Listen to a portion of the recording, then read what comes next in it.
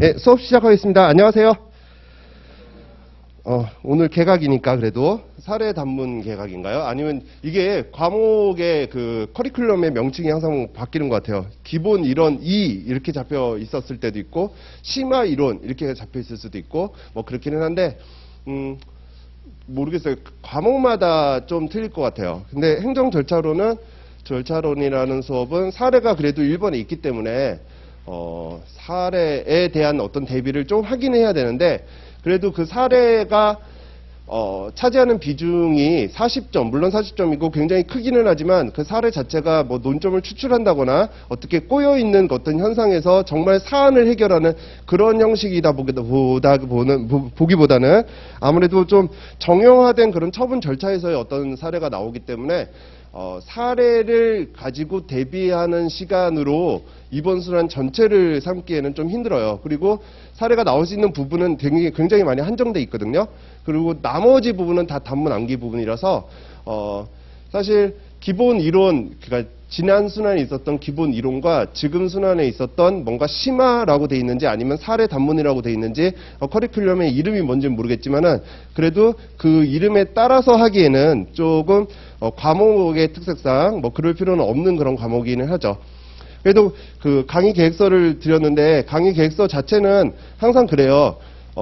계획서와 진행은 항상 좀 차이가 있을 수밖에 없어요. 그래도 제가 말씀드리는 거는 행정 절차론 부분의 앞부분에서 사례가 집중되고 있기 때문에 이 앞부분의 사례 문제를 제가 계속 하고 있다 보면 우리가 10회 수업이잖아요. 그 중에 뭐 4회 정도의 분량을 하게 되고 그러면 행정 절차 법만 너무 오랫동안 하고 있는 그런 경향이 좀 있어서 조금 죄송하지만은 항상 1회부터 한 6회 정도까지는 사례를 한 2-3개 정도만 1시간에 1교시 때 그래서 행정 절차 법에 해당되는 사례를 한 1교시 때 2-3개 정도를 풀이하는 걸로 하고 그리고 난 다음에는 뒤에 나머지 개별법이 7개가 있거든요. 7개를 뭐 하루에 한 파트 정도씩 이렇게 정리를 할 거예요. 그러니까 오늘도 마찬가지로 1교시에는 행정 절차론의 사례 부분을 좀 볼 거고요. 건드릴 거고 2교시 때는 저 뒤에 있는 이제 정보공개법부터 나가겠죠. 그리고 개인정보보호법은 하루 만에 끝내기는 좀 힘들어요. 그래서 그거는 제가 강의 계획서로 2회로 잡기는 했는데 2회만으로도 사실 끝나기가 좀 힘들 수도 있어요. 그렇게 아무튼 하게 되면은 한 7회에서 8회 정도 만에 그 진도는 끝날 것 같아요. 끝나고 맨 마지막에 핸드북 복습 이렇게 돼 있잖아요. 그리고 그거는 이제 처음부터 끝까지 핸드북 요 책을 가지고 복습을 할 거예요. 물론 수업 때도 요거는 계속 활용을 할 거니까 요거는 가지고 오시고요. 그래서 제 욕심으로는 7회 8회 진도를 나가는 그 시간에도 1교시 2교시는 진도를 나가는데 좀 집중을 할 거고 3교시는 그 나간 진도에 대한 복습을 물론 진도가 제가 그때 그날 생각한 진도를 다 나갔다면 복습 위주로 수업을 할 것 같아요. 그때 복습은 또 이걸로 활용할 거니까 이 책은 좀 계속 갖고 다니셔야 될 것 같아요. 그리고 절차론 1교시 때 절차론을 한다고 절차법을 한다고 했는데 절차법 사례 부분은 같은 논점 위주로 제가 다뤄야 되기 때문에 좀 책을 왔다 갔다 할 수도 있어요. 그러니까 오늘 같은 경우도 이제 232페이지를 피시면 되거든요. 그 앞에 이제 조문이나 판례 부분은 수업 때 참고할 때 잠깐 볼 거고, 진도 자체는 232페이지부터 쭉 나가게 돼요. 그런데 오늘 나갈 진도가 제가 생각한 진도는 이 문제 1번이라는 232페이지의 문제와 그 다음에 문제 17번 278페이지 문제 그리고 또 다시 앞으로 돌아와서 270페이지 문제 이렇게 세 가지를 볼 생각이에요. 이게 적용 범위에 해당되는 문제와 우리 기출 문제가 하나 들어가 있는 거거든요. 그래서 책을 좀 여러분들이 책이 처음부터 나가야지 좀 정리되는 그런 기분이 드는데 이렇게 왔다 갔다 하면 사실 공부할 때 어수선한 그런 느낌이 들긴 하거든요. 그래도 정말 죄송하지만 절차론 수업은 절차법 1교시는 좀 이렇게 왔다 갔다 수업을 할 가능성이 좀 있고요. 그리고 난 다음에 이제 2교시부터 나가는 진도는 처음부터 좀 나가겠죠, 쭉. 그러니까 저 정보공개법이면 정보공개법 처음부터, 개인정보보호법이면 개인정보보호법 처음부터 이렇게 나가게 되겠죠. 자, 그래서 진도를 그렇게 나갈 계획이에요. 뭐 다른 질문은 없으시죠? 그리고 오늘도 또 처음 보는 그런 얼굴이 그래서 제가 사실 이거는 기본 이론이 끝난 상태로 들어간다는 전제를 하거든요. 그러니까 아마 행정절차론이라는 수업을 오늘 처음 들으시는 분도 계시나요? 나는 행정절차론을 처음 듣는데 하나도 모르는데 그럼 좀 왔다 갔다 하신다고 해서 약간 그런 점에서 혼란스러우실 수는 있지만은 내용 자체가 막 어려울 건 아닐 것 같거든요. 그리고 그렇게 처음 들으시는 분들은 복습 동영상 같은 거를 복습 동영상 같은 게 종합반으로 신청하신 건가요? 아니면은 이걸 단과로 신청하신 건가요? 예, 처음 들으시는 분들, 어떤 분이시라도. 그러면 종합반으로 만약에 들으셨다고 한다면, 기본 이론 부분에 앞부분, 그러니까 이 앞에 순환이 있었던 거, 그러니까 정보공개법을 다 들으실 필요는 없는데, 행정절차법 부분만은 좀 복습, 그때그때 좀 챙겨서 들으셔야 될 거예요, 아마. 안 들으셔도 지장은 없을 것 같은데, 혹시나 수업 듣다가 내가 이해하기가 좀 힘든 것 같은데 라고 하면 저한테 1차적으로 질문을 하시고요. 그 다음에 질문으로도 좀 뭔가 궁극적인 해결이 안 되겠다 싶으면 그 앞부분을 좀 들으셔야 될 수도 있어요. 근데 사실 그럴 필요는 크게 없을 것 같긴 하지만은, 그 다음에 진도 자체는 그래도 한 번 정도는 수업을 들었다라는 걸 전제로 저는 진도를 나갈 수밖에 없기 때문에 크게 차이는 없지만은,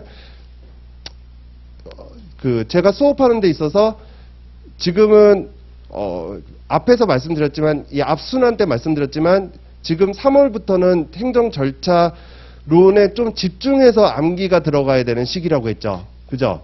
그러니까 그 전에는 제가 뭐라고 했어요?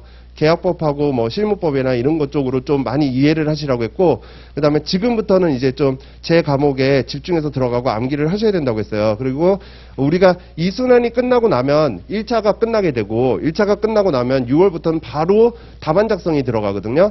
그래서 그 답안 작성에 들어가기 전에 좀 선행 과정으로 여러분들이 저랑 같이, 실제 여러분들이 쓰지는 못하겠지만 칠판에 같이 목차라도 써보고 사례도 이렇게 해결을 해야 된다라는 것도 해보고, 이런 연습. 그러니까 기본적인 이론적인 측면에 대한 수업보다는 아무래도 답안을 작성하는데 조금 더 초점을 맞춰야 될 것 같아가지고서 그렇게 진행을 할 거예요, 아마.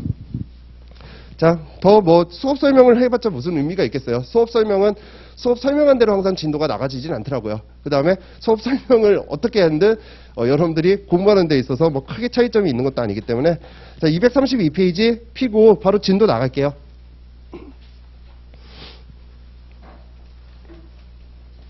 자, 한번 읽어볼게요. 문제도 한번 읽어봐야 되는데, 행정절차론에서 사례 문제는 사실 이 앞에 써져 있는 이 긴 내용 있잖아요. 길게 써져 있는 거, 제 책은 좀 그렇게 길게 안 써져 있는 경우도 많은데, 실제 시험 문제에서는 길게 써져 있는 경우도 많거든요. 근데 크게 논점이 이렇게 길게 써져 있는 부분은 없고요. 오히려 그 밑에 있는 양가로 1번, 양가로 2번에 해당되는 부분에 논점이 좀 더 많이 담겨 있을 때가 많아요. 그래도 요거 같은 경우는 이제 앞부분을 좀 보긴 해야죠.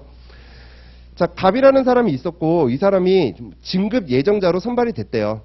그러면 그 진급 예정자 명단이 딱 공표가 된 다음에 그 명단에 올라가 있으면 이제 진급이 되는 거고, 그 명단에 들어가 있지 않는다면, 물론 명단에 들어간 사람 중에 또 선발을 해가지고 진급을 하겠지만, 아무튼 명단에 없다면 뭔가 심사 대상 자체가 안 되는 거겠죠. 명단에는 이제 들어가 있었어요. 그랬는데 금품 수수 비위 사실이 발견돼서 뇌물 받은 거죠. 그래서 감봉 3개월이라는 정직 처분을 받게 돼요. 그러니까 이 감봉 3개월이라는 정직 처분을 받게 되니까 이 명단에서 누락을 시키는 거죠. 명단에서 제외하는 어떤 처분을 하게 된 거예요. 근데 뭐라고 써져 있어요? 네 번째 줄. 갑에게는 아무런 의견 진술 기회를 제공하지 않고, 그죠? 여러분들, 자, 오늘부터 이제 쭉 나가겠지만 다시 처분 절차에 대해서 어떻게 전반적인 건 한번 따져봐야죠. 처분 절차다.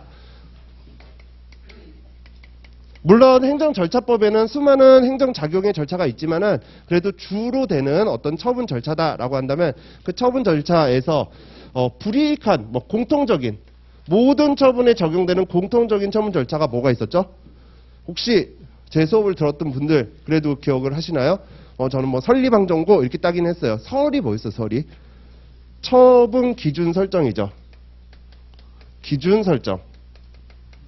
어떤 기준에 하에서 수익적인 처분이든 아니면 불이익한 처분이든 어떤 기준에 하에서 처분을 내리게 되죠. 그리고 그 기준은 미리 공표를 해놔요. 그죠? 처분의 성질에 따라서 구체적으로 뭔가 미리 공표를 해놓죠. 자, 그 기준에 따라서 처분을 내려요. 그래서 그 다음에 이유 제시죠. 처분장이 날라오면은 이 처분은 어떠한 이유로 나는 이 처분을 합니다라고 처분장 안에 이유가 써져 있어요. 이 이유는 굉장히 중요해요, 사실. 이게 나중에는 여러분들 실무법 가면은 그 이유를 바탕으로 처분 사유를 추가하거나 변경하거나 이게 될 수도 있고, 나중에 또 기속력을 할 때도 우리가 어때요?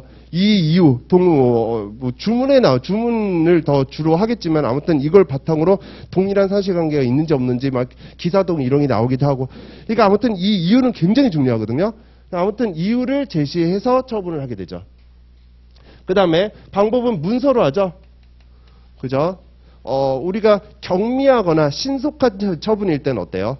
그럴 때는 구술로 예외적으로 가능하다라고 돼 있지만 처분이라는 것이 사실 경미하거나 아니면은 신속을 요한다.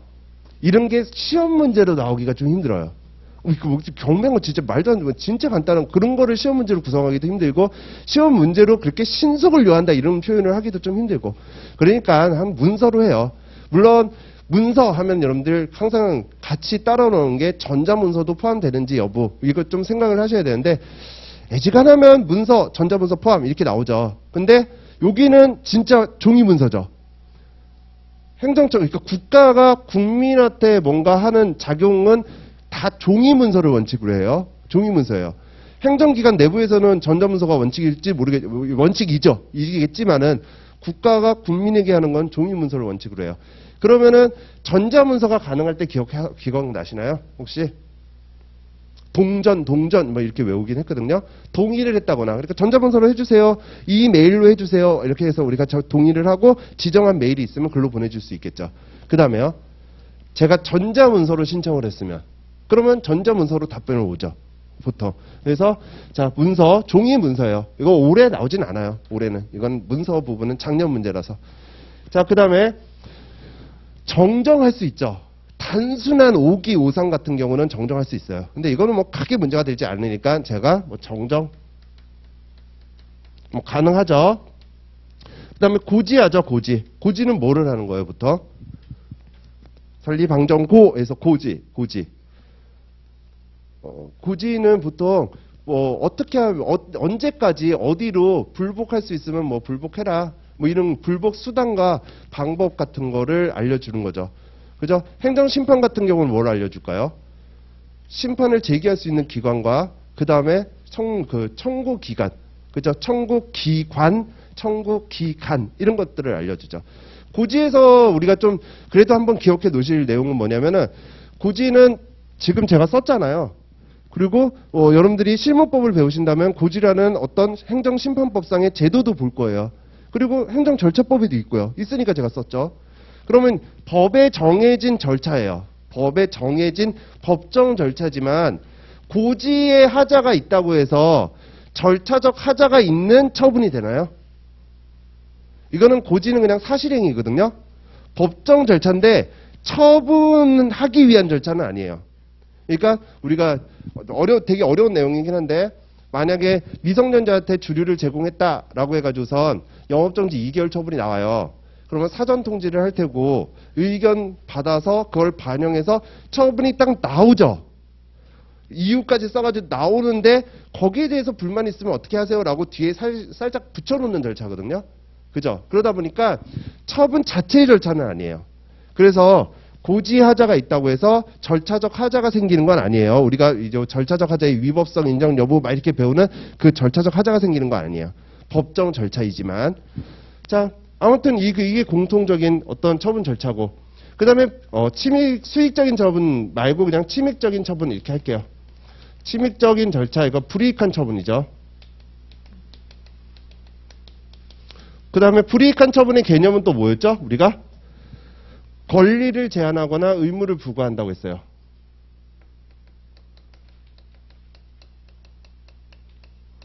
부과하는 처분이고, 이런 거는 사, 의, 청, 공 뭐 이렇게 외웠죠. 사전통지죠. 그 다음에 의견 제출이고 청문이고 그 다음에 공청회예요. 요거를 합쳐서 우리가 그냥 이거를 협의의 의견 제출 절차, 그냥 의견 제출 절차 이렇게 얘기 써져 있는 책도 있는데 법조문대로 한다면은 의견 제출, 그 다음에 의견 청취 절차 이렇게 얘기를 하죠. 뭐 같은 내용이에요. 의견 제출은 내가 의견을 제출하면 행정청에서 의견을 듣는 거잖아요. 그죠? 그러니까 행정청 입장에서 뭔가 의견 청취, 그 다음에 저는 내는 거니까 의견 제출, 뭐 이렇게 되기는 하겠죠. 요 다 의견 청취인데 차이점은 어때요? 차이점은 의견 제출은 문서로 하는 거, 청문은 직접 가서 말로 하는 거, 그죠? 공청회는 공개적으로 하는 거 이렇게 되겠죠. 자, 그래서 의견을 청취하게 돼요. 요게 처분 절차예요. 불이익한 처분을 하기 위해서는 모든 처분에 필요한 절차니까 당연히 이것도 거쳐야 되고, 침입적인 처분 절차니까 이것도 거쳐야 돼서 요 전체 절차를 거쳐야 되죠. 그죠? 그런데 지금 이 232페이지에서 우리가 문제를 읽었잖아요. 네 번째 줄에 의견 진술 기회를 제공하지 않고 이런 문구가 있어요.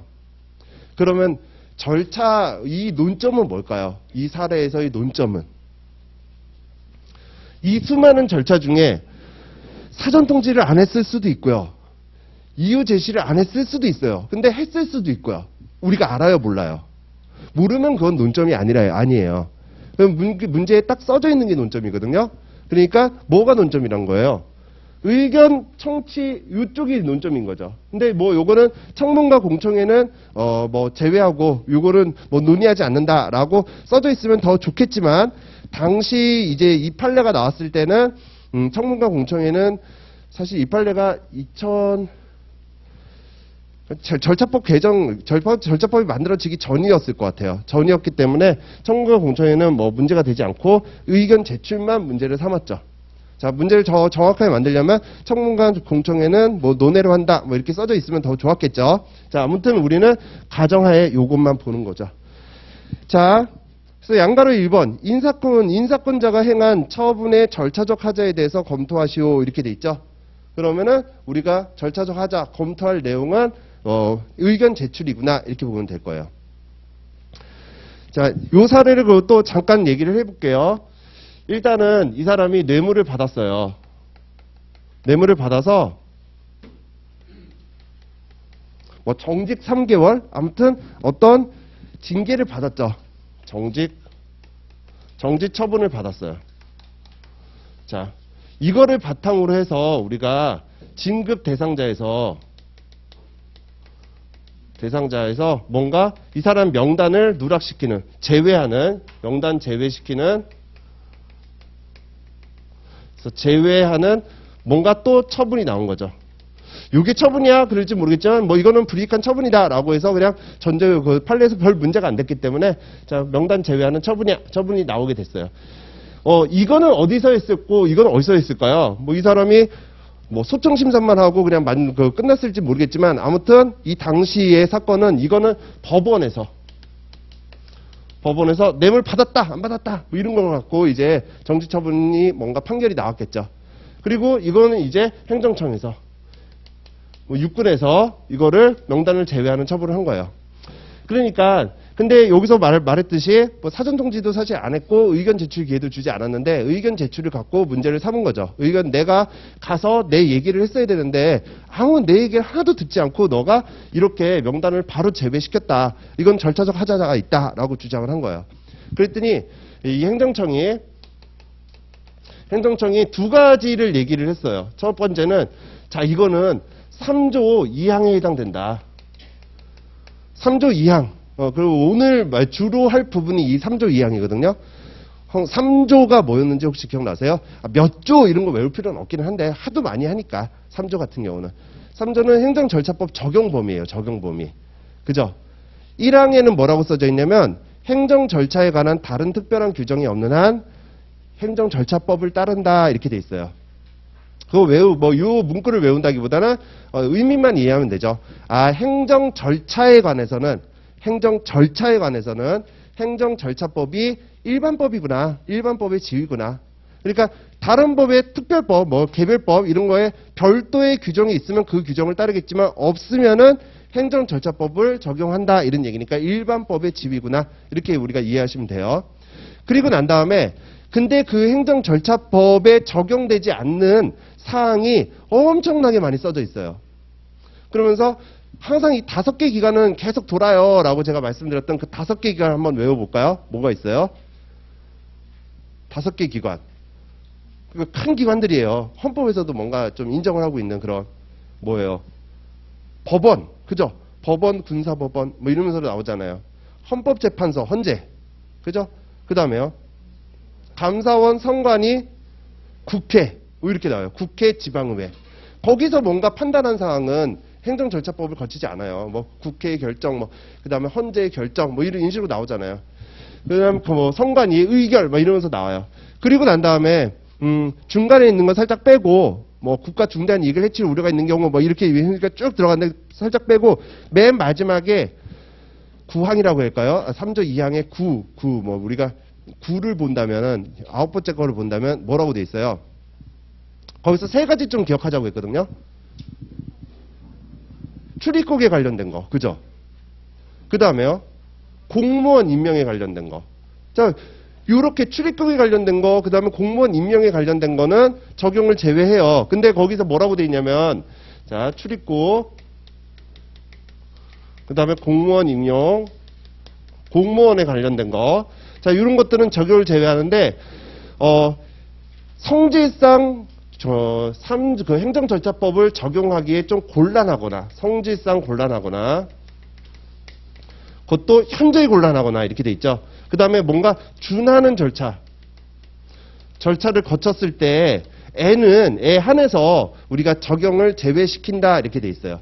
그러니까 공무원에 해당되는 거야. 그러면은 행정절차법 적용을 제외시켜야 되는데 적용 제외 사항으로 나와 있으니까 무조건 적용을 제외시키는 것이 아니라 어떨 때 성질상 현저히 적용이 곤란하거나 아니면은 뭔가 여기에 준하는 행정절차에 준하는 절차를 거쳤다면 다시 행정절차를 또 거치면 중복 적용되는 거니까 그럴 때는 적용을 제외한다 이렇게 써져 있다는 거죠.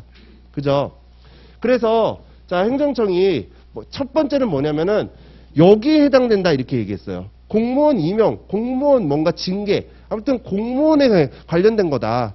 따라서 3조 2항의 공무원에 관한 거는 행정절차법 적용을 제외시킨다 이렇게 돼 있으니까 그래서 나는 의견 제출 기회를 주지 않은 게 절차적 하자가 없다라고 주장을 한 거죠. 왜요? 지금 제가 썼지만 이 의견 제출이라는 거는 어디 적혀져 있어요? 행정절차법에 적혀져 있죠. 그죠? 근데 행정절차법 적용을 안 해도 된다면은 의견 제출 기회를 안 줘도 되는 거죠. 그죠? 라고 일단 첫 번째 얘기를 했고 그 다음에 두 번째는 뭐냐면은 그래서 판례가 얘기를 한 거죠. 자 3조 2항을 다시 한번 봐봐. 공무원에 관련된 거 행정절차법 적용이 제외된다고 돼 있지만 성질상 현저히 곤란하거나 이에 준하는 절차를 거쳤을 때만 적용을 제외시킨다며. 근데 이것이 성질상 현저히 곤란한 사유도 아니었고 그 다음에 뭔가 준하는 절차를 거친 것도 아니었고 그러면은 적용 제외 대상이 아니라 적용을 했어야 돼. 그러니까 너가 의견 제출 기회를 줬어야 돼 라고 일단 첫 번째 판례가 얘기를 한 거죠. 그러니까 두 번째 행정청이 또 뭐라고 얘기했냐면 의견 제출 기회를 줬어야 된다고? 나 줬어. 법원에서 뇌물이 받았다 안 받았다 이거 판단을 할 때 얘가 거기 출석을 해서 충분히 네 얘기를 했어. 충분히 의견 하고 싶은 얘기 다 했어. 그거를 나는 받아서 처분을 했기 때문에 의견 제출 기회를 준 거야 라고 얘기를 한 거예요. 그랬더니 이제 판례가 또 뭐라고 얘기했냐면 저기 적혀져 있는 어떤 처분 절차는 그 처분을 함에 있어서의 절차를 말하는 거지, 뭐 과거에 했었다 안 했었다 이런 거를 판단하는 것이 아니다. 그러니까 자, 물론 이게 여기에 영향을 미쳐서 명단을 제외했지만 이 뇌물을 받아서 정직 처분을 나온 거와 그 다음에 진급 대상자 명단을 제외하는 처분은 별개잖아요. 별개. 다른 사유잖아요. 그죠? 그러니까 법원에서 의견을 들은 거 이거를 이 처분을 하는데 땡겨서 쓴다 뭐 이런 건 안 된다는 얘기예요. 그러니까 요 처분을 할 때 필요한 절차이기 때문에 이 처분을 할 때 그 절차가 지켜져야 된다는 얘기거든요. 그거를 자, 제가 지난 순환 마지막에 비슷한 얘기를 한 적이 있었는데 네 글자로 줄이면 뭐냐면 판례 표현으로 따지면 절차는 당해 처분에서 지켜져야 될 절차다 이렇게 얘기를 했어요. 당해 처분에서 판례는 해당 처분 이런 얘기를 안 하고 보통 좀 옛날식 한자식 표현이라고 해야 될까? 당해 처분 이런 식으로 많이 얘기를 하거든요. 자, 그래서 자, 당해 처분에 그 절차가 있었는지 없었는지를 가지고 판단한다. 근데 의견 제출 절차는 이 처분에서 주지는 않았으니까 절차적 하자가 있다 이렇게 얘기를 한 거죠. 되셨나요? 자, 그러면 문제 자체는 지금 이런 배경이구나라는 거를 이해한다면은 자, 볼게요. 문제 1번. 인사권자가 행한 처분의 절차적 하자에 대해서 검토하시오 이렇게 돼 있어요. 20점짜리기도 하고 쓸 내용이 많으니까 사실 그냥 바로 의견 제출로 들어갔어요. 바로 들어갔는데 조금 더 예쁘게 쓰려면 어떻게 쓰면 좋을까요? 우리가 당연히 논점은 지금 의견 제출 절차죠. 그죠? 의견 제출 절차. 근데 양가로 1번 문제에서 의견 제출 절차에 하자가 있는지를 검토하시오 이렇게 물어본 건 아니거든요. 차이가 뭐예요 지금? 여러분들 뭐 이렇게 심각하게 받아들일 필요는 없고 차이가 뭐냐면 의견 제출 절차에 대해서 검토하시오라고 했다면 논점이 딱 주어진 거예요. 그죠? 근데 그냥 절차적 하자가 있는지를 검토하시오라고 했다면은 그러면 내가 그 중에서 뭐가 논점인지를 뽑아야 돼요. 이거를 논점 추출형이라고 하나? 추출 논점을 이렇게 우리가 빼내는 추출을 해야 되는 거거든요. 그러면은 사실 저도 이렇게 썼지만 뭐를 쓰면서 들어가면 좋을까요? 여러분들 어떤 문구를 쓰면서 저보다 더 답안을 잘 쓰려면 어떤 문구를 쓰는 게 더 좋을 것 같아요? 우리가 핸드북 1번에 있는 거 핸드북 1번에 있는 거 그냥 요거죠. 요거 지금 불이익한 처분이잖아요. 지금 불이익한 처분. 그죠? 불이익한 처분에 필요한 절차는 전체가 이거다. 그런데 그 중에 의견 제출 기회, 의견 제출이 뭐 논점이 된다라고 들어가면은 점수가 플러스 점수가 나오겠죠. 그러니까 이런 것들은 여러분들이 시험을 볼 때 시간이나 이런 거를 좀 감안을 해야 돼요. 시간을 봤을 때 계약법을 시험 보느라고 시간이 너무 많이 잡아먹었다. 또는 행정 절차론 시험 문제를 봤더니 약술 4개를 그냥 내가 다 잘 알고 있는 거다. 그러면은 이거 쓸 시간이 좀 없죠. 없으면 그냥 저처럼 그냥 의견 제출이 문제된다 이러고 들어가는 거고 조금 점수를 여기서 좀 더 받아야 된다 라고 한다면 어떻게 해요? 행정청이 공표한 처분 기준에 따라서 불이익한 처분을 할 때에는 그럴 때에는 우리가 사전에 통지를 하고 그 다음에 의견 제출 청문 공청회든 의견 청취를 해서 그거를 반영해서 그 다음에 처분이 이유를 적어서 그 다음에 불복수단도 고지한 채 문서로 처분을 해야 한다. 이것이 불이익한 처분이고 이거는 개인적 공권이며 절차적 권리이다. 그런데 본 사안에서는 의견 제출 기회를 주지 않았기 때문에 여기에 대해서 검토하겠다. 뭐 이런 식으로 우리가 들어가면은 조금 더 좋은 점수가 나오겠죠.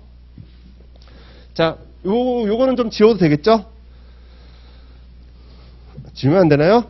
사진 제 얼굴이 나오면은 사진 보기 싫어지죠. 그러면 제가 살짝 피해 있을게요. 근데 하도 커가지고선 제가 어떻게든 막 나오더라고요. 자, 됐죠? 자, 넘어가 볼게요. 그러면 이제 답안을 작성해 보죠, 우리랑.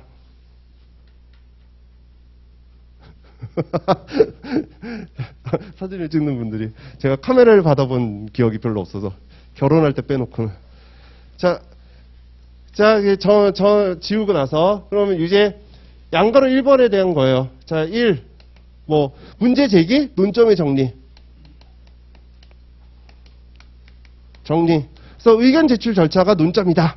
뭐 이렇게 쓰셔도 되고, 사실 너무 급하면은 문제 소재, 논점 정리 뭐 이 부분은 좀 안 쓰고 넘어가도 되긴 해요. 자, 이 부분에 해당되는 배점은 분명히 있지만은 우리 시험 시간이 굉장히 짧기 때문에 조금 그 배점이 적은 부분은 이게 좀 쳐낼 수도 있어야 되거든요. 시험 시간이 급박하다면 여러분들이. 자, 그래도 뭐 쓴다면은 아까처럼 다시 우리가 의견 제출 절차. 그런데 어떻게 쓴다고요? 핸드북 있으시면 핸드북 1페이지를 피면서 그거를 같이 여러분들이 계속 반복해서 보세요. 처분 기준에 따라서 불이익한 처분할 때는 사전에 통지하고 의견 청취 절차를 거친 후 문서로 이유를 제시하고 불복 수단, 구제 방법 등을 고지하여야 한다. 그 중에 의견 제출 절차가 논점이다. 뭐 이렇게 우리가 쓰는 거예요. 그럼 두 번째 논점이 의견 제출 절차라고 했으니까 의견 제출 절차에 대해서 써야죠. 1. 의의가 될 테고요. 자, 저를 이렇게 계속 보세요. 저를 보시면서 이거 되게 진짜 기본 이론 때 이거 한 10번은 한 것 같아요. 그죠? 1. 의의. 2. 뭐예요? 대상. 양가로 1번 원칙. 양가로 2번 예외. 여기까지만 쓰면 되잖아요. 사례를 푸는 데 있어서는. 뭐 더 쓸 거 없잖아요. 의견 제출, 진짜 제출의 어떤 절차 이런 건 쓸 필요 없죠. 기회를 안 줬다는데 뭐 어떤 절차로 하라는 게 아니라 좋네 안 좋네가 지금 문제되는 거니까. 그럼 세 번째 이제 뭐 사안의 적용. 자, 목차를 크게 이렇게 썼으니까 이제 뭐 사안 해결 이게 되겠죠. 자, 이런 식으로 목차를 잡으면 될 거예요. 요거는 내용이 뭐가 들어갈까요? 의의는 의견 제출의 의의. 그 다음에 이 원칙 대상에서 요거 두 개가 문구가 좀 비슷하지만 각각 배점이 있으니까 각각 쓰자고 했죠. 이거는 행정작용 전에 의견을 제출하는 절차로, 의견 제출하는 절차가 지금 3개가 있잖아요. 3개가 있는데 청문과 공청회가 아닌 의견 제출 절차죠. 그죠? 왜 그게 아니다 이렇게 표현을 하냐면은 의견 제출은 여러분들 불이익한 처분이면 무조건 줘야 되는 의무적 절차예요. 불이익한 처분이면 무조건 줘야 되는 의무적 절차. 그런데 청문을 했다라고 하면요. 안 해도 되잖아요. 그러니까 의무적 절차지만 보충적 절차다 이렇게 얘기를 하죠. 청문을 했는지를 먼저 검토하고 청문을 안 했을 때 하는 보충적인 절차. 이런 얘기거든요. 자, 문구는 외워야죠. 행정작용 전에 우리가 의견을 청취하는 절차로 청문과 공청회에 해당되지 않는 절차예요. 그죠? 원칙은요, 대상은 불이익한 처분이죠. 제가 조금 전에 말했잖아요. 불이익한 처분. 불이익한 처분 시 무조건 줘야 돼요. 의무적인 절차예요. 근데 단서가 안에 들어가죠. 뭐라고요? 청문과 공청회를 행하지 않았다면 우리가 의무적인 절차예요. 그죠? 불이익한 처분 시 청문과 공청회를 행하지 않았다면 의무적인 절차다. 이렇게 들어가죠. 자, 교재 232페이지 읽어보면서 한번 얘기해 볼게요. 1번 의의. 행정청이 행정작용에 앞서 의견을, 우리가 당사자 등이 의견을 제시하는 절차로 행정청이 행정작용에 앞서 당사자 등이, 자, 중요한 거 많이 틀리는 게 행정작용, 여기다가 좀 체크를 하시고요. 당사자 등이에다 체크를 하시는 거죠. 절차로 청문과 공청회에 해당되지 않는 절차를 말한다. 이 정도 쓰면 되겠죠. 대상, 양가로 1번. 불이익한 처분에 있어서 청문과 공청회를 거치지 않았다면 의무적인 절차다. 또는 의견 제출 절차를 주어야 한다. 뭐 이런 식으로 쓰던가, 아니면 의견 제출 절차는 의무적인 절차다. 이렇게 쓰시던가. 아무튼 여기서는 불이익한 처분일 때는 면제사유 가면은 긴자성포 이렇게 돼 있죠.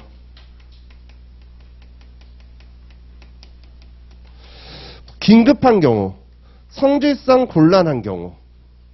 성질상 곤란한 경우에서 문제가 나올 거는 뭐 청문 부분에서 우리가 혹시 기출문제로 기억나시는지 모르겠지만 이 부분이 문제가 됐던 건 뭐였어요? 청문 절차에서. 청문에서 기출문제 나온 거가 몇 개 없기 때문에 출석하지 않았다거나 통지서를 보냈는데 반송했다거나 뭐 그게 성질상 현저히 곤란한 경우에 해당되는 것은 아니다. 뭐 이렇게 얘기하면서 아까 제가 말했잖아요. 성질상 현저히 곤란하다 여부는 뭐로 판단한다고요? 당해 처분으로 판단. 당해 처분이 두 군데 다 나와요. 두 군데. 이때 나오고요. 그 다음에 어떤 절차는 당해 처분에서 지켜져야 된다. 그 다음에 성질상 현저히 곤란한지 여부는 당해 처분을 기준으로 판단한다. 그래서 당해 처분이 이렇게 두 군데 나오거든요. 자, 그거 왜? 그 다음에 요거는요. 법령에서 정한 자격이 없거나 없어지게 되면 반드시 일정 처분을 해야 되는 경우죠. 법령에서 정한 자격이 없거나 없어지게 되면 반드시 일정 처분을 해야 되는 경우. 자, 요 부분 이제 시험이 제일 많이 했죠. 나올 수 있는 부분은 사실 여기에요. 의견 포기한 경우. 두 가지를 제가 중심으로 꼭 판단하라고 했거든요. 그러면서 제가 옛날에 사업할 때 막 이러면서 얘기를 하긴 했는데 뭐였어요? 그 두 가지가. 포기를 언제 해야 되고 어떻게 해야 되고. 그죠? 언제 해야 된다고요? 의견 제출 기간이죠. 기간에 그러니까 최대한 어떤 기한을 줬다면 그때까지. 그러니까 기한 언제부터 언제까지니까 기간 내에. 그 다음 어떻게 해요? 구체적 또는 명시적. 구체적 명시적이다라는 거를 어떻게 판단하면 돼요? 우리가 사례에서 볼 때는. 시행령에도 나와 있고. 어떻게 해요? 제가 가서 눈 크게 뜨고 똑똑하게 말했다. 뭐 이렇게 써져 있어요? 그게 아니라 서면으로, 그죠? 문서로 하죠. 의견 포기서 뭐를 제출했다. 뭐 이런 식으로. 문서로 얘기를 했을 때. 그랬을 때 포기가 되는 거예요. 그래서 의견 제출을 당사자가 포기했기 때문에 안 하고 그냥 넘어간 거 절차적 하자가 아니다. 막 이런 식으로 어떤 문제가 나온다면 진짜 포기한 게 맞는지를 살펴야 될 거 아니에요. 근데 그 포기의 의사가 언제 있었다고요? 의견을 사전 통지가 딱 왔을 때 언제부터 언제까지 의견 제출하세요 라고 할 그 기간에 내가 포기를 했어야 되고 그 다음에 그 기간에 내가 문서를 제출했어야죠. 나는 의견 없습니다 라고 문서를 제출하죠. 자, 그랬을 때 자, 교재 보면 어떻게 돼요? 233페이지 면제 사유, 긴급한 처분, 그 다음에 법령에서 요구한 자격이 없거나 없어지게 되면 반드시 일정한 처분을 하는 경우. 여기까지죠, 뭐. 3번, 그 다음에 성질상 현저히 곤란한 경우. 4번, 의견 진술 기회를 포기한다는 뜻을 의견 제출 기간 내에 명백히 표시한 경우. 거기다 뭐 답안지에 쓸 필요는 없지만 여러분들 기억하기 위해서 살짝 문서로 이렇게 필기를 해 놓으시면 되겠죠. 그럼 이제 사안을 해결해 볼까요? 불이익한 처분이니까 우리가 게다가 불이익한 처분이니까 그리고 청문과 공청을 줬다는 말이 없으니까 의무적으로 줬어야 돼요. 근데 긴급한 경우도 아니고 자격이 상실된 경우도 아니고 성질상 현저히 곤란한 경우도 아니고 당사자가 포기했다는 내용도 없으니까 어떻게 돼요? 그러면은 의견 제출 의무적인데 예외 사유도 아니니까 절차적 하자가 있는 거죠. 그죠? 그래서 절차 하자가 있다. 하자 있다. 이렇게만 딱 끝내면 돼요. 이렇게만 끝내면 되고 그런 요 답안에 있는 것처럼 세 줄을 덧붙여주면 조금 추가 점수가 있는 거죠. 여기까지가 끝이에요. 여기까지가 끝인데 어떤 거를 덧붙여주는 거예요? 절차 하자가 어떤 효력이 있는지에 대해서 뭔가 항상 효력 있는 거 묻는 게 하자가 있습니까? 라고 물었으니까 하자가 있습니다. 까지가 이제 답이 되는 건데 항상 뭐 법에서는 효력이라는 건 좀 중요하기 때문에 효력 부분을 한 짧게 덧붙여 주면은 그럴 때는 뭐 추가 점수가 있을 가능성이 좀 높은 거죠. 그럼 절차적 하자. 오늘 뭐 하지는 않겠지만은 계속 나오는 거니까 뭐 매주 하겠죠. 오늘 중점적으로 하지는 않겠지만. 기억하세요? 다시 한번 여기 목차 한번 써볼까요?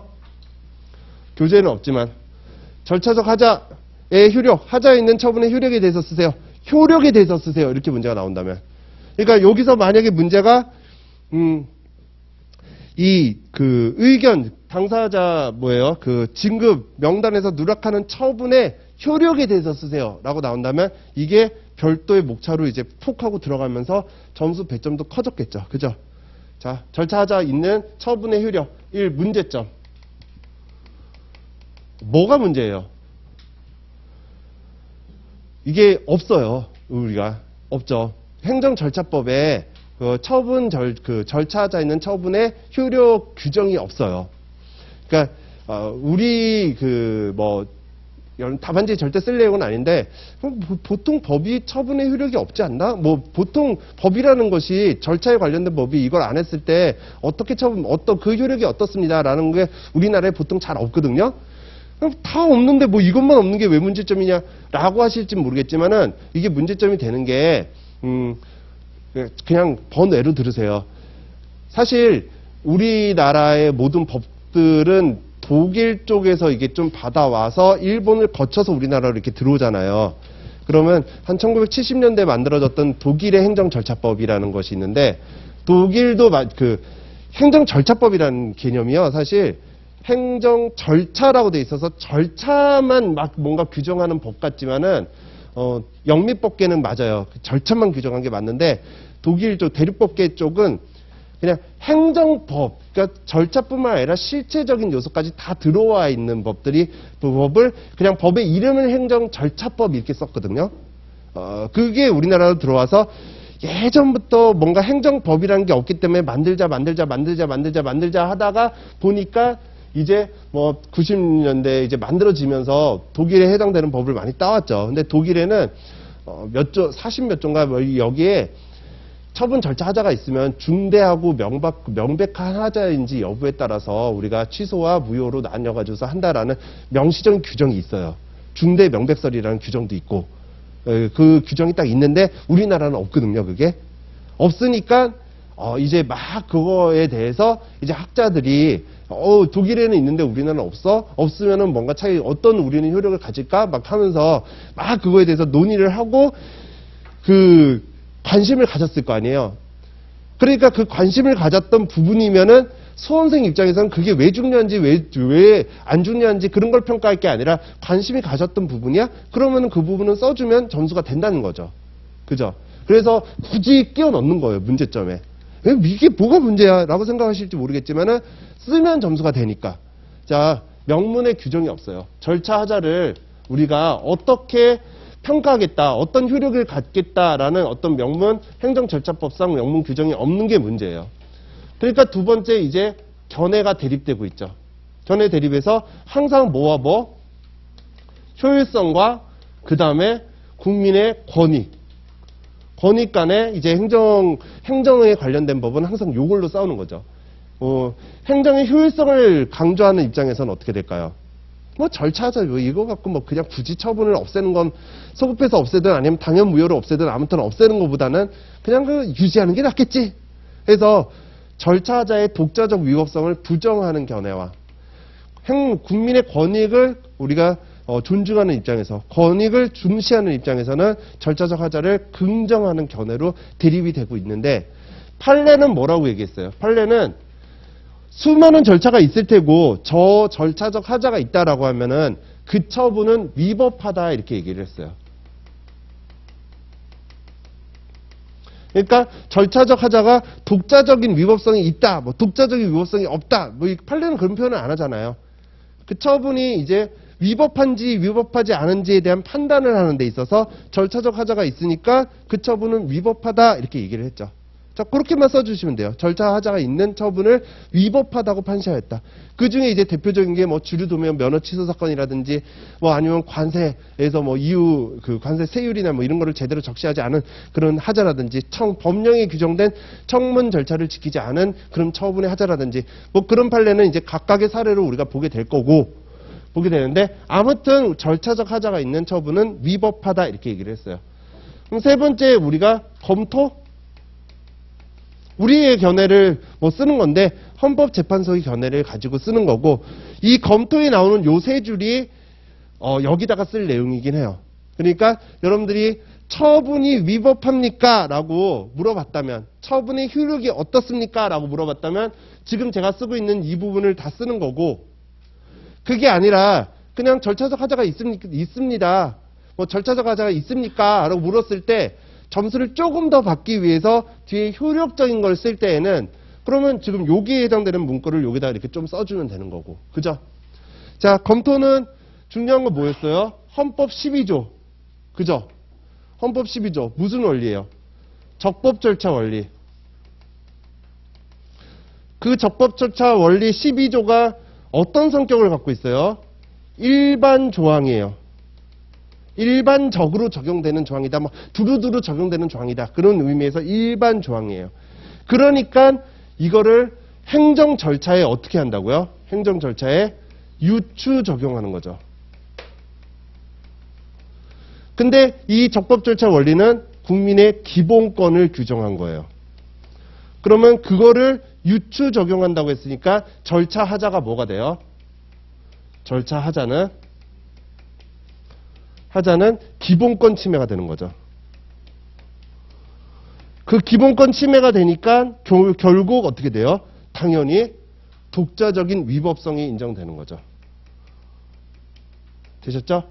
그 다음 네 번째, 그럼 위법성이 인정되면은 위법성의 정도가 어떻게 될까요? 아까 뭐 독일법을 잠깐 얘기했지만, 그 쓸데없는 그런, 여러분들이 알 필요도 없는 그런 법을 잠깐 얘기했지만, 거기서 중대 명백설을 얘기하고 있거든요. 그럼 우리가 그대로 따왔고, 사실 독일에서는 학설의 대립이라는 게 있을 게 없죠. 법에 중대 명백설 이렇게 딱 써져 있으니까. 그러니까 그냥 중대 명백설이에요. 그거에 대해서 입법을 바꾸네 뭐네 하면서 여러 가지 뭐 문제가 발생하긴 하지만 우리나라는 근데 사실 문제가 될 수 있죠. 법에 규정이 없으니까. 근데 그냥 요즘에는 뭐 다른 학설도 많이 있다고 하지만은 그냥 전통적으로 그냥 중대 명백설에 따라 뭐 이런 식으로만 써주시면 돼요.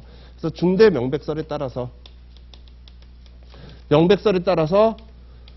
판단을 하죠. 판단을 해서 무효냐 취소냐 판단을 하는 거예요.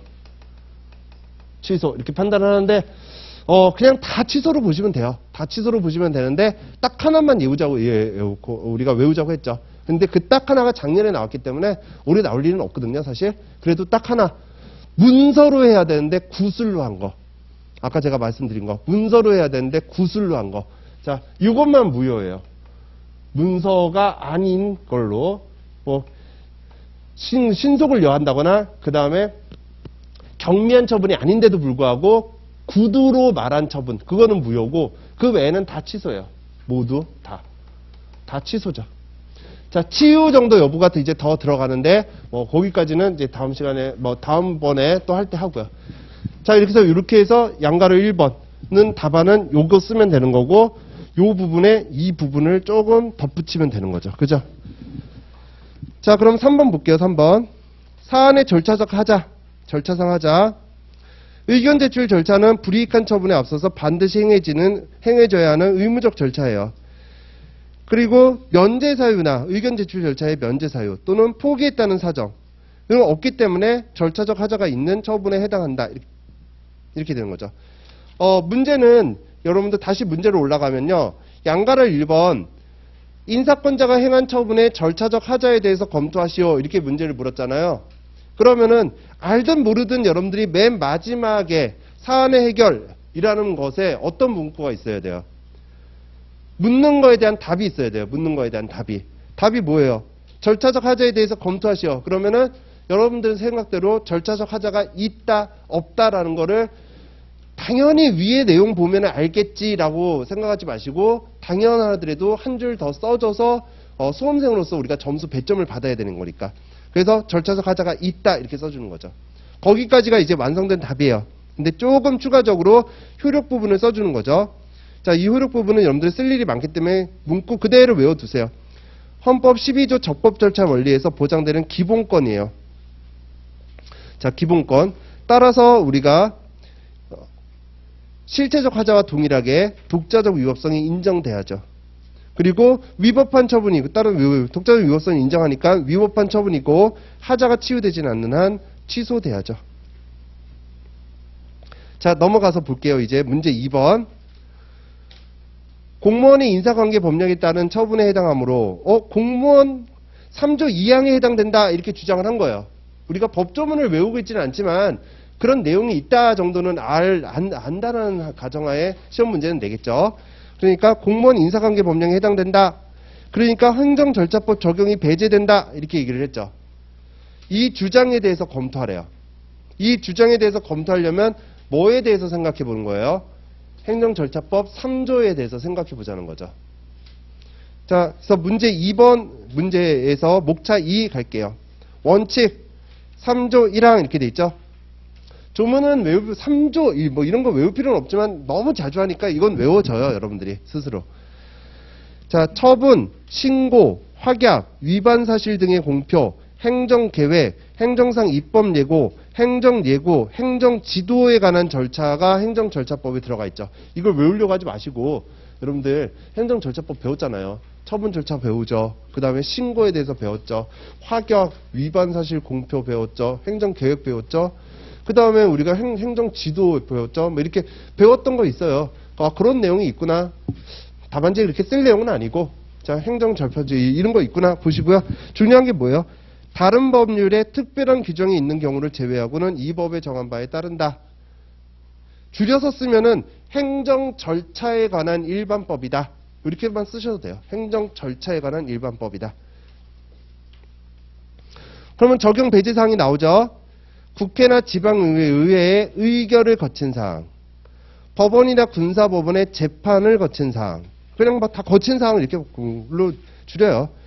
헌재의 심판을 거친 사항, 선관위의 의결을 거친 사항, 그 다음에 감사원의 결정을 거친 사항, 이렇게 줄이는데, 뭐 헌재의 재판을 거친 사항, 뭐 이러면은 뭐 좀 얘가 좀 틀렸구나, 뭐 이런 뭐 눈치를 주니까 뭐 선관위 의결, 헌재 심판, 법원의 재판, 국회 의결, 감사원 결정, 뭐 이런 걸 거친 사항. 그 다음에 7번에 국가 중대한 이익을 현저히 해칠 우려가 있는 사항. 그 다음에 9번에 출입구, 공무원, 그죠? 그 다음 병역, 아까 병역 얘기 안 했네요. 병역. 요 세 가지, 요 정도 세 가지에 관해서는 적용이 배제되는데 3번으로 가면요. 9번에도 써져 있지만 3번으로 가면 그 밑에 3번 적용 배제 사항에 대한 대법원의 입장에서 보면은, 자, 행정 과정에 대한 국민의 참여와 행정의 공정성, 투명성, 신뢰성을 확보하고 국민의 권익을 보호함을 목적으로 하는, 이거 어디서 봤어요, 우리? 안 써도 돼요. 안 써도 되는데 쓰면 무조건 1점은 나와요. 1점은 추가돼요. 그죠?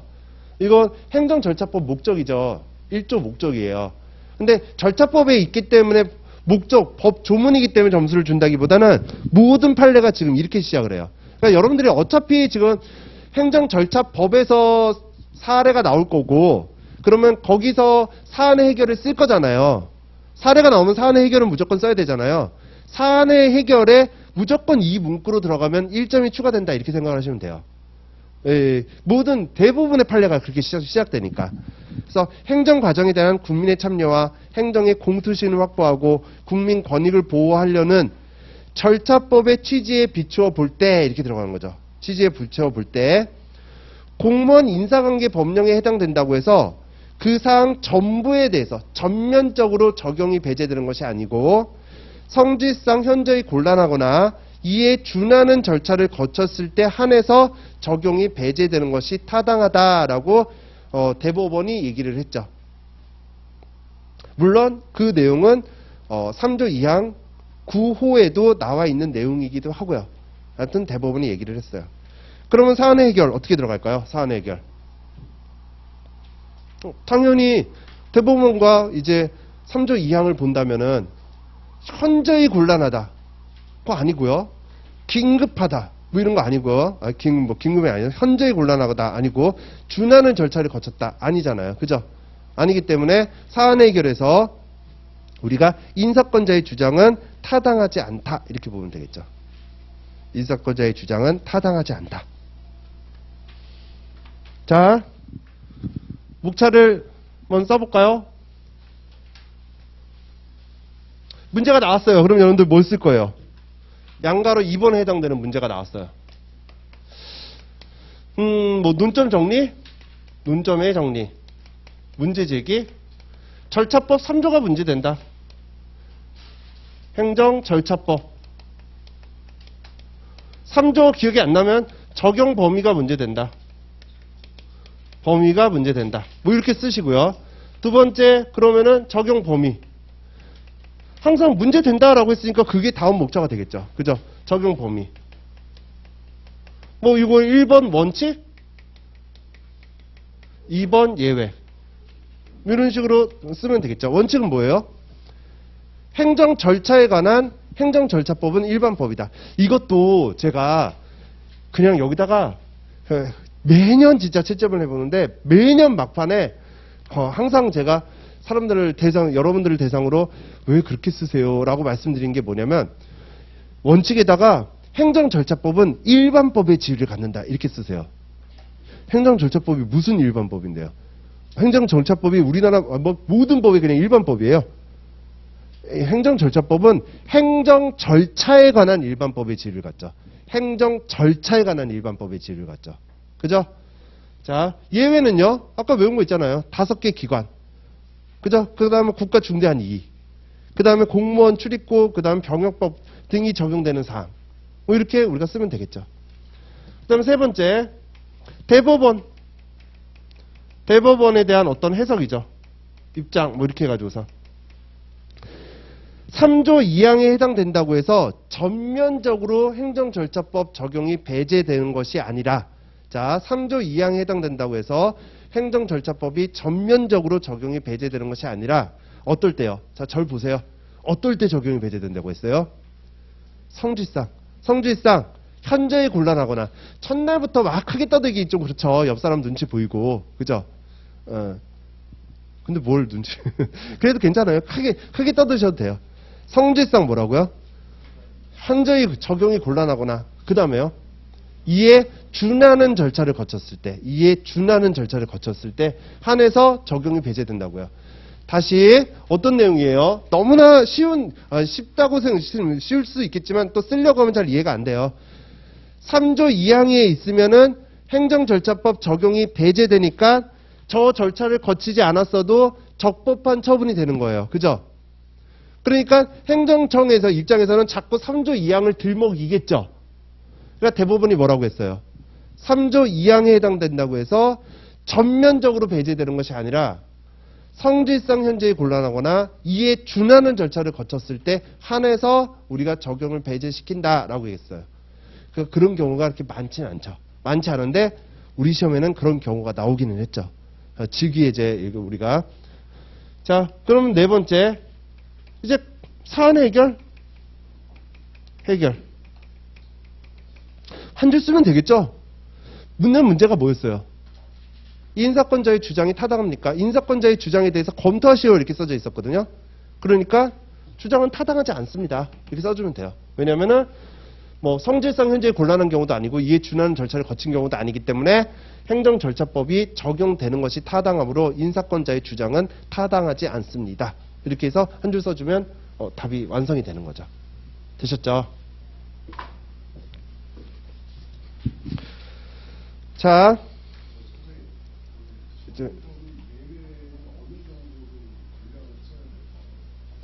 지금 제가 말씀드린 거, 그러니까 지금 제가 말씀드린 대로 뭐 234페이지에 있는 내용 있잖아요. 그 해당돼서 지금 제가 딱 말씀드린 부분 1, 2, 3, 4, 5 그 다음에 7, 9 9에서도 제가 말씀드린 문구 정도 그 정도 쓰면 돼요. 그 정도 쓰시면 되고요. 그 다음에 뭐 써야 될 내용의 정도에 대해서는 그 정도 쓰시면 될 것 같아요. 이건 핸드북에 없네요. 그리고 정말 죄송한데 기분 나빠하지 마시고요. 정말 죄송한데요. 지금 첫날이니까 제가 말씀을 드리고 시작한다는 거를 깜빡했네요. 수업 중에 질문은 조금 힘들어요. 왜냐면은 그게 수업이 이제 동영상을 듣는 분들도 계시는데 그 동영상을 듣는 분들은 질문 내용이 뭔지를 잘 몰라요. 그리고 저의 또 개인적으로 제가 아직 좀 미흡한 강사라서 그런지 모르겠는데 질문이 들어오면 갑자기 좀 당황을 하면서 수업이 뭔가 좀 이렇게 끊기기도 해요. 그거는 제 잘못이긴 하지만 그래서 수업 끝나고 쉬는 시간에 아무 때나 저한테 질문하시거나 제가 수업 끝나고 아예 끝나고 난 다음에 질문하셔도 되고요. 아니면 제가 항상 수업 시작되기 오늘은 제가 뭐 조금 늦게 오긴 했는데요. 수업 시작되기 한 15분 정도 일찍 들어와 있기는 해요. 항상. 들어와서 여기서 쓸데없이 뻘쭘하게 있거든요. 그때 사실 질문을 그때 많이 하셔가지고서 항상 일찍 들어오는 습관이 들었는데 올해는 기본 이론 때 아무도 질문을 안 하시더라고요. 그때 질문을 좀 많이 하신다거나 끝나고 질문을 하신다거나 아니면 쉬는 시간에 이때 질문을 하시면 될 것 같아요.